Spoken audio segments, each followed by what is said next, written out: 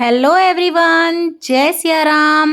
नवरात्रे आ ही चुके हैं और नवरात्रों में कलश स्थापना या घट स्थापना की जाती है। कई लोग कलश स्थापना में जो नारियल होता है वो लिटा के रखते हैं, कई लोग जो है खड़ा करके रखते हैं। कई लोगों को ये नहीं पता होता कि इसका मुख कहाँ है, इसकी चोटी कहाँ है। तो आज की इस वीडियो में मैं आपके सभी डाउट क्लियर करने वाली हूँ और बताने वाली हूँ कि जब नवरात्रि पूजा होती है तो आपको घट स्थापना या कलश स्थापना कैसे करनी चाहिए। और अगर आपको स्पेशल ये देखना है कि नारियल का मुख कहाँ होता है तो उसके ऊपर मैंने एक सेपरेट वीडियो बना रखी है, आप वो भी देख सकते हैं। लिंक सभी वीडियोस का आपको डिस्क्रिप्शन में मिल जाएगा नवरात्रों से रिलेटेड। तो देखिए, कुछ लोग जो है अपना जो ये घट स्थापना करते हैं उसको जो है जहाँ ज्वारे बोते हैं कुंडा उसी में रखते हैं, और कुछ लोग इस तरह से जो है अलग से रखते हैं। दोनों ही तरीके सही हैं। तो चलिए देख लेते हैं कि किस तरह से हमें घट स्थापना या कलश स्थापना करनी चाहिए। तो आप एक कलश या लोटा ले लीजिएगा, आप मिट्टी का भी ले सकते हैं जिसमें आप जल भर के रखेंगे, या फिर आप किसी भी धातु का ले सकते हैं, चांदी का, सोने का, पीतल का, तांबे का, जैसी आपकी सामर्थ्य हो उस हिसाब से आप कलश ले लीजिए। उसके बाद देखिए, हम इनके कंठ पे जो है कलावा या मोली बांध लेंगे।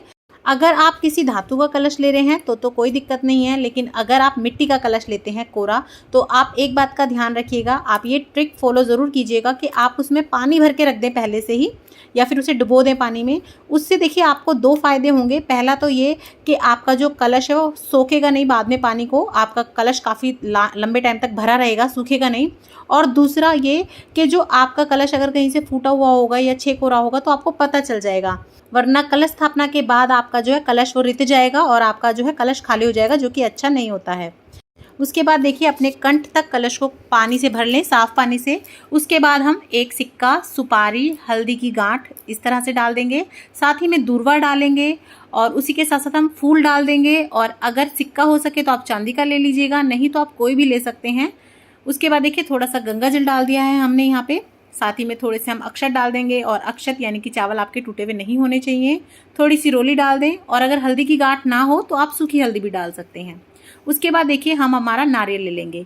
तो आप नारियल पानी वाला ही लेंगे पहली चीज़। और आप देखिए, पूरा छिला हुआ नारियल मत लीजिएगा, थोड़ी सी जटा उसमें होनी चाहिए, बिल्कुल गंजा नारियल नहीं लिया जाता है। उसके बाद देखिए, आपको ये गलती बिल्कुल नहीं करनी है कि खाली आप कोरा अपना नारियल कलश पे स्थापित कर दें। आप अपने नारियल पे कलावा ज़रूर बांधें। आप कलावा बांध सकते हैं, या फिर आप 1.25 मीटर लाल रंग का कपड़ा ले सकते हैं, आप वो बांध सकते हैं, या फिर आप चाहें तो चुन्नी भी बांध सकते हैं। तो आप चाहें तो चुन्नी बांधें, चाहें आप 1.25 मीटर कपड़ा बांधें लाल रंग का, या फिर आप कलावा बांधें। तीनों में से आप कुछ भी ले सकते हैं, ज़रूरी नहीं है कि आपको तीनों ही चीज़ें लेनी हैं। तीनों में से आप कुछ भी ले सकते हैं, जैसा आपको ठीक लगे। चुन्नी, कपड़ा और कलावा, तीनों में से आप कुछ भी ले लें और उसे अच्छे से अपने नारियल पे लपेट दें। और उसके बाद आपको आपका नारियल कलश के ऊपर रखना है। और अगर आप इसमें भेंट बांधना चाहते हैं, कोई मन्नत मांग के, तो उसकी वीडियो भी आपको चैनल पे मिल जाएगी। आपको वो भेंट भी इसी के अंदर बांधनी होती है। साथ ही में देखिए, हमें पल्लव लगाने होते हैं, तो 5-7 पत्ते आप ले लें, 11 ले लें। आप इस तरीके से शुभ अंक में अपने पत्ते ले लें। आप आम के पत्ते भी ले सकते हैं, अशोक के भी ले सकते हैं, या फिर आप चाहें तो पान के पत्ते भी ले सकते हैं। आप अपने पत्तों को अच्छे से धो लीजिएगा। उसके बाद इस तरीके से रोली से और चंदन से तिलक कर लीजिएगा। अब देख लेते हैं हमें हमारा नारियल रखना कैसे होता है। तो देखिए, सबसे पहले ये नारियल का मुख है और ये नारियल का बैक हिस्सा है, यानी कि उसकी चोटी है। ये देखिए, ये चोटी है और ये इसका आगे का हिस्सा है। तो जो मुंह है यानी कि मुख है नारियल का, वो पूजा करने वाले की तरफ होना चाहिए। पर आपको ये हमेशा ध्यान रखना है कि मुख आपकी तरफ होना चाहिए। ये मुख है, ये आपकी तरफ होना चाहिए, चोटी पीछे हो। चोटी आपकी तरफ नहीं होनी चाहिए, वो अच्छा नहीं होता। तो एक तो आप इस तरह से रख सकते हैं नारियल, ये सबसे अच्छा तरीका होता है, आप इस तरह से रख सकते हैं। या फिर देखिए, दूसरा तरीका होता है इस तरीके से नारियल को रखने का, यानी कि खड़ा करके। लेकिन देखिए, आपको क्या ध्यान रखना है, ये जो चोटी है नारियल की, इस चोटी को आपको जो है अंदर की तरफ रखना है, यानी कि पानी की तरफ। इसको आपको जो है ना ऊपर की तरफ बिल्कुल भी नहीं रखना है। जो आपका नारियल का मुख है वो ऊपर की तरफ होना चाहिए, आपकी चोटी का जो हिस्सा होता है नारियल का वो नहीं होना चाहिए। देखिए, मैं आपको क्लियर कर देती हूँ। देखिए, ये आपके नारियल की जो चोटी है, ये मुंह है। तो ये जो चोटी है ये पानी में डिप करेगी, आपका जो नारियल का मुख है वो ऊपर रहेगा। ऐसे उल्टा मत रखिएगा, चोटी ऊपर की तरफ मत रखिएगा, ये गलत होता है और बहुत ख़राब रहता है। स्वास्थ्य संबंधी भी परेशानियाँ बहुत ज़्यादा आ जाती हैं, घर में नेगेटिविटी बहुत हो जाती है। तो आप इसे इस तरीके से रख सकते हैं, खड़ा करके। देखिए, दोनों ही तरीके सही हैं, बस आपको नारियल के मुख का ध्यान देना है।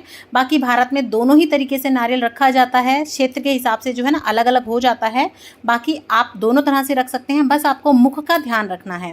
और आपको साथ ही साथ कुछ बातों का ध्यान रखना है, जैसे कि आपके कलश का जो जल है वो सूखना नहीं चाहिए, उसमें जल होना चाहिए। और जब आप अपनी कलश स्थापना करें तो आप नीचे कोई ढेरी कर लें, गेहूं की, चावल की, तिल की, उसके ऊपर ही कलश रखें, या फिर अष्टदल कमल भी बना सकते हैं। इस तरह से आप डायरेक्ट नीचे जमीन में अपना कलश स्थापित ना करें। तो आई होप मैंने आपके सभी डाउट क्लियर कर दिए होंगे। और वीडियो आपको कैसी लगी मुझे कमेंट करके ज़रूर बताइएगा, और अगर पसंद आई हो तो लाइक, शेयर और सब्सक्राइब करना बिल्कुल भी ना भूलें। जय माता दी, जय श्री